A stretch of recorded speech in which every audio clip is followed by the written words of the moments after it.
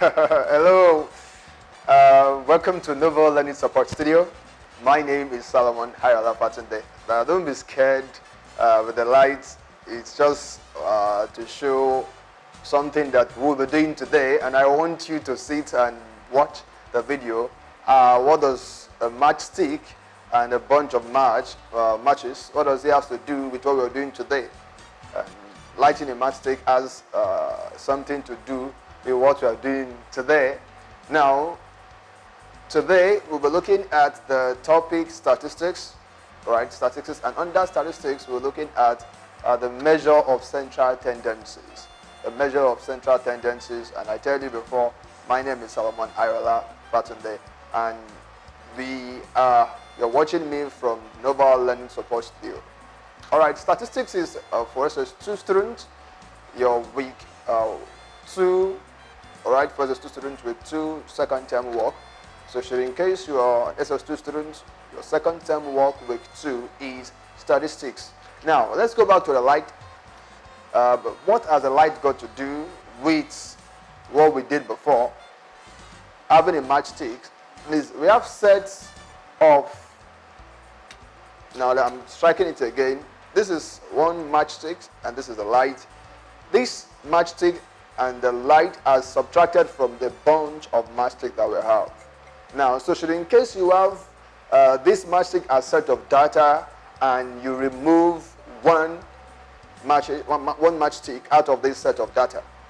Now, I want you to tell me, would the number of matchstick in the match box be complete? No. So the matchsticks in this box will not be complete. Now, and there's a difference there.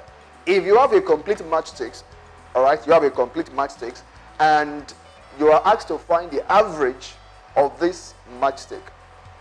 It's different from when I remove one and I strike it, I used it, and I ask you to find the average after I've used.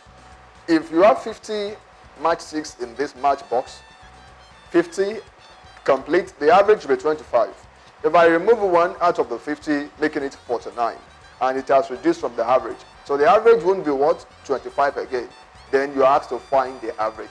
So basically, what we're doing today is you're looking for average of data.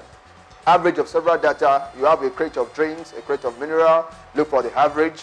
All right, you have a bunch of clothes, look for the average. All the shoes in your school, look for the average. The age of all students in your class, look for the average.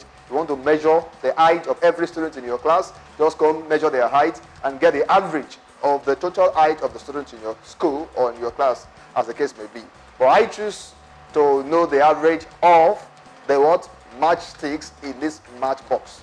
All right, and after using one, then what is still the average? If it's complete, what is still the average? So today we're looking at what? Measure of central tendencies. Now, and before we go to the lesson proper, which is talking about the measure of central tendency, I want you to just join me on the board while we look at some things together. One aspect of statistics is measure of central tendencies, and this aspect we're looking at today is we're talking about ungrouped data. All right, and the major aspect we want to look at is known as the mean. The mean. That's a lesson 1, the mean. Now, some call it the arithmetic mean. Arithmetic mean. Why some call it mean? Whichever way you call it, you're very correct. Now, before you can know what is the mean, let's explain what is first measure of central tendency. All right. Now, before you know what is measure of central tendency, there is a very rigid point you need to know, and I've been talking about it before. And that rigid point is this average here. You can see average. If you don't know average, you won't know or understand properly what we mean by measure of central tendency, and also your knowledge of mean is useless. So it is useless if you don't know average. Then what is the use if you don't know average and you say you know measure of central tendency? And what is the use knowing measure of central tendency and you don't know the mean? So first, the basic thing you need to know once we're dealing with measure of central tendency is average. What is average? And I've given it here and I want you to see on the screen. An average or you can call it central value of a set of numbers, is a number that is usually in or near the middle, full stop, of the set. The average is what? You have set of numbers, I have set of matchsticks, and let me have it there. 1, 2, 3, 4, 5. 5 matchsticks. And out of these 5 matchsticks, and I said the average is what? Usually the number in or near the middle. Usually the number or near the middle of the set. Now let's look at the middle of this number. The first number is this. Second, third, fourth, and fifth. So now the number in the middle is what? Is 3. You can see. Now 3 is known as what? The average of this set of lines I have here. That is one way to know what you have average. If you have 3 circles, right, it is very easy for you to know the average of the circle, which is what? In the middle. And this is what? The average. And now knowing this average has helped us what? To be able to solve the compound word measure of central tendency. Now from the word, look at the word measure of central tendency. You are measuring something. And what are you measuring? That thing is in the center, all right? And the tendency of you obtaining that measurement. Measure of central tendencies. Now, we have 3 averages, 3 kinds of average that we use under this, that we use to measure central tendency. All right? If you want to know the average or the center number or the central value of anything, we have 3 averages. Can we look at them together? We said what the 3 common averages are. The first one is what? The mean. The second average is the median. And the third average is the mode. So these are the 3 what common averages that we have. Now, with these 3 common averages, then if you know these 3, then you know what is called measure of central tendencies. Because with these 3 averages, you know how to measure the central value of anything, any object, any items, list of cloth, list of cars, or whatever. You can get the average out. Okay, now with that, then we can now define what is what? Measure of central tendency. And I say, therefore, the measure of central tendency involves obtaining the central value. The central value, all right, is a rigid word there. Obtaining the central value or the average of a set of given data using mean, median, and mode. So, measure of central tendency is simple. You are obtaining what? The central value. You want to obtain the central value of a given data. You have 5 cars in your compound. The central car. You have what's called 20 students in your class. All right. You want to know what's the average student. You want to know the age of all students in your class. What is the average age of students in your class? Average height of all the teachers in your school. And that means you want to know the central value of something. All right. And you can do this using this measure of central tendency. The averages you have the mean, the median, and the mode. Now with this, I want us to go quickly to where we are going, which is what? The mean. Now, we're going to look at the 3 of them together, the averages, but let's start with the mean, or you call it arithmetic mean. Okay? I want us to look at the mean. We said the mean is the most common kind of average that is widely used. It is the most common kind of average that is widely used. That's not all about the mean. We have about 5 properties of mean here that we want to look at.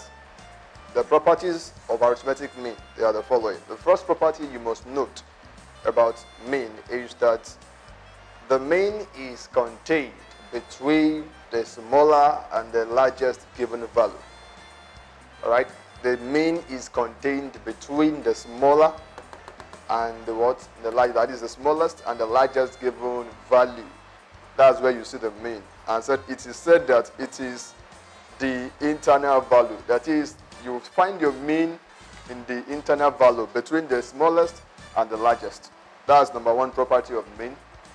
Number 2 property of mean is the mean is monotone. All right, it is monotonous. How do I mean? That is, if one of the given value increases, the average increases. If you increase the value you are given, before, if you have 5 data, all right, it gives you a particular average. If you increase the data to 6, then your mean, which is your average, will also increases also. All right, so once your data increases or the given value increases, then your average, which is your mean, increases. The third property of mean, it is given as, now talking about the formula now of mean, it is given as the sum of numbers in the set, or some call it the sum of values. All right, that's the number you're given in set. Set means it has been arranged, divided by the what? The number of value. So you are dividing the sum of the number, you add all the numbers together and divided by the number of the value, talking about the frequency. Now, in other words, you can write mean is equals to, if this is the set of value, A1 plus A2 plus A3 to A, then the number of value will be what? N, which is what? The total number of the numbers we write together. If I had 4 numbers together here, my number of value here will be 4. If I had 10 numbers together, my number here will be what? Will be 10. All right, this is the third property of what? Of mean, and I want to look at it together. Now let's go to the fourth property of mean. Fourth is it involves 2 deviation from the working mean. This is the fourth property, and I want to take this very carefully.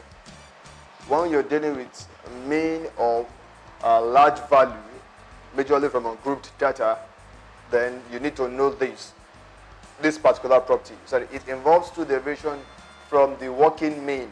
The first deviation that we need to look at is that if n is greater than a, and what is n? N is number of value, or you can call it your frequency, and a is known as what? Working mean. Working mean, or some people call it assumed mean. Now, so if n is greater than a, then you have the deviation in plus with respect to the mean. That is, if your number, which symbolizes your n, is greater than what? A, then your what's it called? Deviation is in plus with respect to the mean. But if the number is less than the working mean, the working mean is the what? The mean, the assumed mean. You choose a particular mean yourself. You look at set of numbers. Assumed mean is you are the one that wants pick the mean yourself without calculating it. You pick the average just based on your eyes. All right.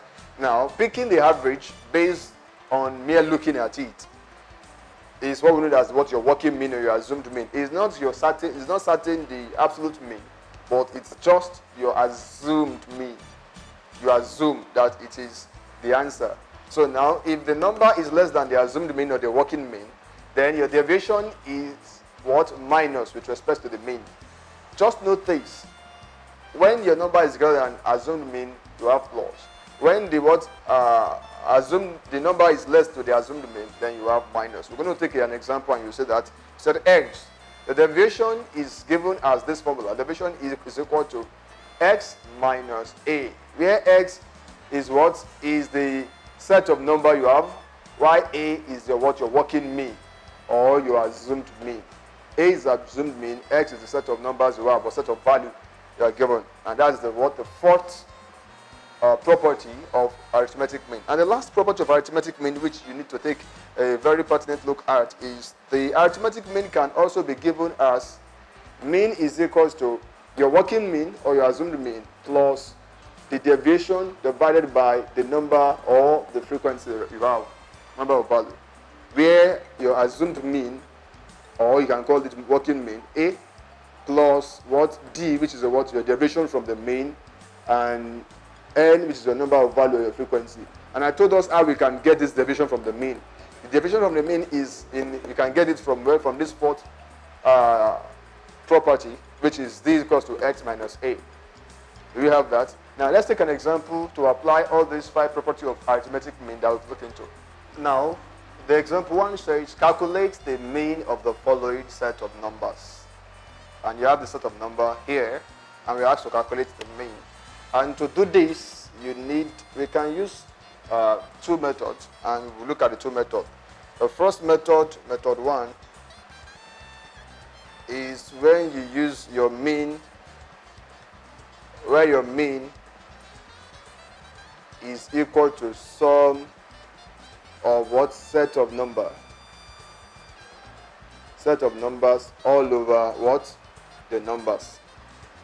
That's one. And your method 2, when you get your mean, is when you applied your working mean, assumed mean, plus what? The deviation all over the set of numbers. And this is also going to give you your mean. Now I want us to look at these two methods now. And let's pick the first method before the second method. So let's use the first method. Your mean is equal to the sum of the set of numbers. So let's add all these set of numbers together. Alright? It is not actually needed for you to arrange. You can add together. So adding together, I start with the first one, 176 plus 174. When you're dealing with median and mode, you can arrange. But here you don't need to arrange.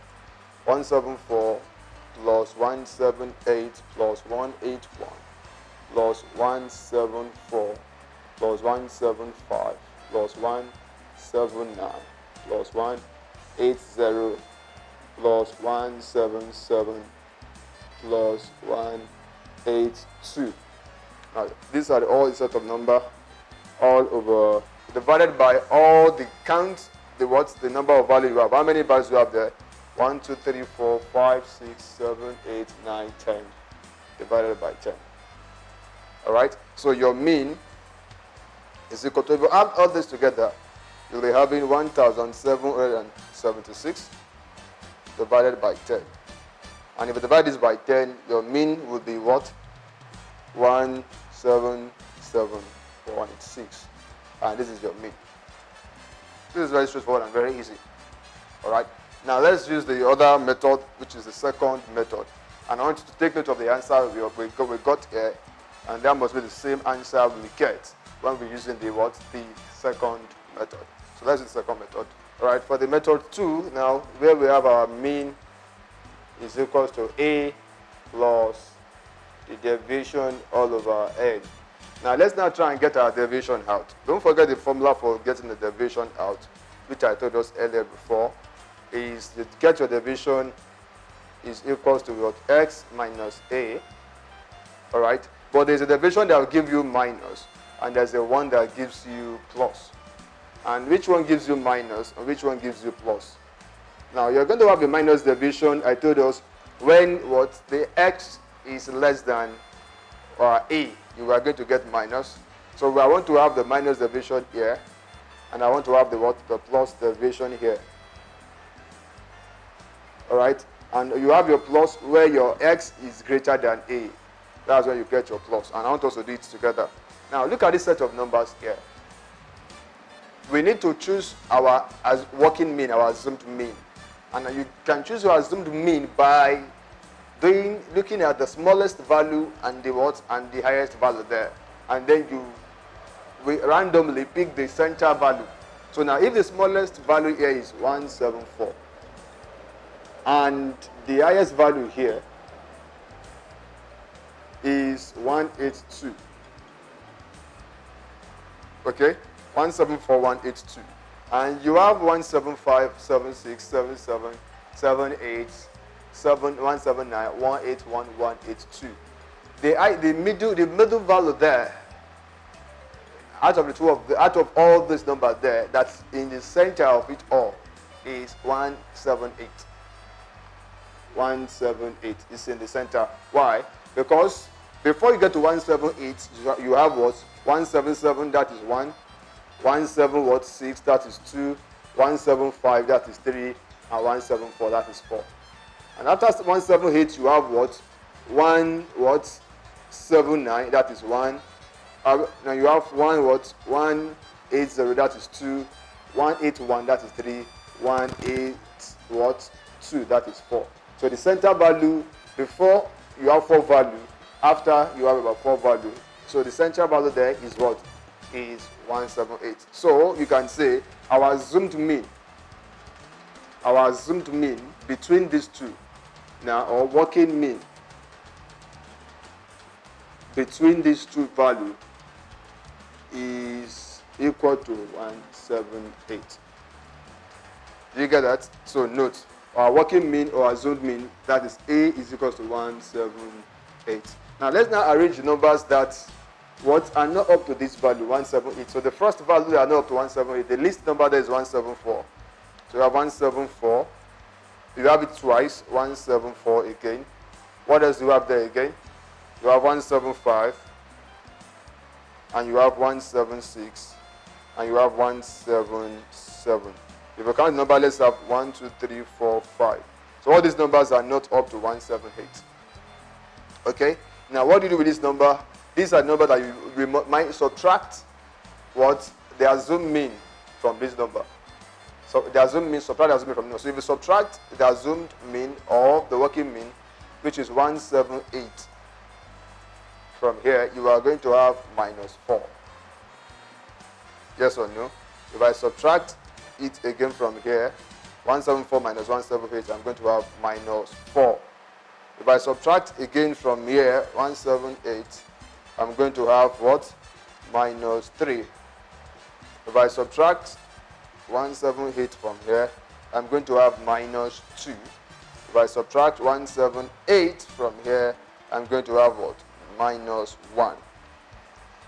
You get that? Now you will see that every value we have here is minus. Why is it minus? Because all these values here are what? Less than the assumed mean or the working mean. Now with this other side, the values that will be there will be greater than the assumed mean or equal to it. So the first number that is equal to it is 178 itself. You have 178. Alright, then after 178, the next number after it is what? 179. And after you have what? 180. You have 181. You have 182. Is there another number there again? No. That's all. Now you can now subtract what? The assumed mean or the working mean from it, which is what? 178. So if you subtract 178 from 178, you have 0. That's positive, and that's why I put here that if you look at one of the properties of the arithmetic mean that we looked at before, and that's exactly the third property. The fourth property told us that with deviation, we have what we call deviation in minus. We're going to have what? A deviation in plus. Deviation in minus and deviation in plus. So we've had the one in minus, and let's have the deviation in what? In plus. So let's go. Minus 178 equal to what? 1. Minus 178 equals to 2. Minus 178, what does this give us? 3. And minus 178, and this gives us 4. Correct? Now what do you do? So add all this together, all the values in minus, and add all the values in plus together. So if I add all this together, 4 minus 4 minus 4 minus 3 minus 2 minus 1 gives me minus 14. If I add all this together, 1, 2, 6, 4, you have what? Plus 10. So to get your actual division, what you just do, minus 14 plus 10. And that will give you actual division. And what would that be? And that's going to give us what? Minus 4. So your actual division is minus 4. Alright? Now once you have this, then you can now apply the formula, which is the mean is equals to your assumed mean or your working mean plus the division over the n. And the n is number of value. How many numbers do we have altogether? Can we count the numbers? 1, 2, 3, 4, 5, 6, 7, 8, 9, 10. So we have 10 numbers all together. 1, 2, 3, 4, 5. 1, 2, 3, 4, 5. So 10 numbers all together. So now let's now find our mean. So the mean, based on the second method formula, mean is equals to what? Our assumed mean or your working mean plus the deviation all over n. Don't forget there's a bracket here, so that you won't change the equation. There's always a bracket there. Now what's our assumed mean? Our assumed mean is what? 178. What is our deviation? Our deviation is what? Negative 4. And what is our number? Our total number there is what? 10 numbers. So if you apply this all together, you will be having mean is equals to A, which is 178, plus, open bracket, minus 4 all over 10. And you have the brackets closed together. So if you divide this, you have 178 plus, open bracket, 2 can go here 2, 2 can go here 5. So minus 2 over 5 is going to give you, if you divide that, you have minus 0.4. Alright? Now, minus times plus gives us minus. Minus times plus gives us minus. So you have 178 minus 0.4. Alright? If you subtract that, then you'll be having what? 177.6. And that is our mean. And if you check, when we use the first method, we have the same answer too. As what we've checked. So you can just take your tape back a little and see the answers we got using the first method and the answers you get using the second method. Now, this second method is very key. Why is it very important for you to know it? It's important because when you have large values that adding it together will be difficult, then it is advisable to use this second method. When you have large value, this second method is what you use. But if the values are not large, easily you can use your first method. But once the values are large, then you are advised to use this second method. Okay?